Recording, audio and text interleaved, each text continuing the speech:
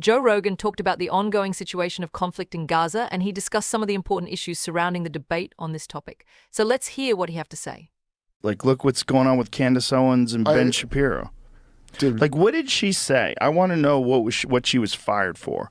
Because was it criticism of Israel? Was it, I mean, did she show that Edward Snowden video that he put up on Twitter that shows them maybe drone bombing those kids that are, those men, I should say, unarmed people that were walking towards the rubble that clearly weren't causing any danger to anybody? Yeah, right. They just bombed them. Yeah, no, it's your duty. It's just like for Biden or whoever you like, you're supposed to cover up for them because. But the whole thing is like they were always saying they're only targeting Hamas and everybody else is a casualty.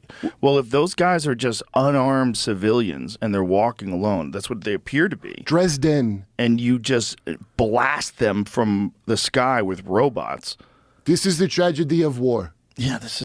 So this is the argument that Israel make, that they are not targeting civilians intentionally. And all the civilian casualties are a result of Hamas using civilians as human shields. First of all, we have to consider that Gaza is an extremely dense open-air prison.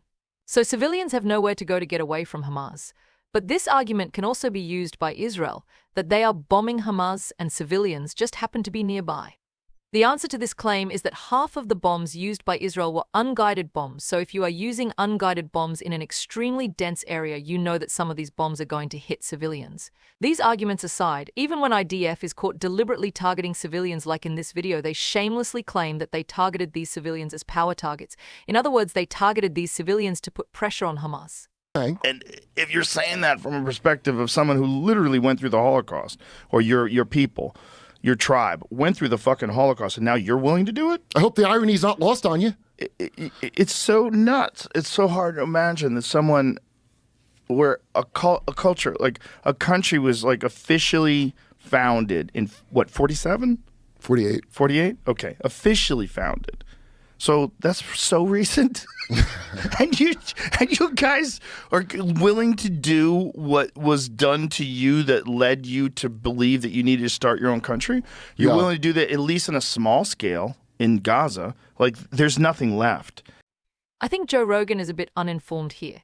Israel actually has no shame in the fact that they claim to be a Jewish state and at the same time are committing crimes similar to those committed by Nazis. In fact, they use Holocaust as a way to justify their crimes.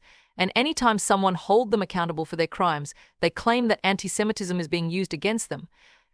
In other words, they claim that because crimes were committed against Jews, so now a Jewish state can commit any crime and they should not be held accountable for this. This is called Holocaust card. Norman Finkelstein was confronted by a similar situation, and here is how he responded.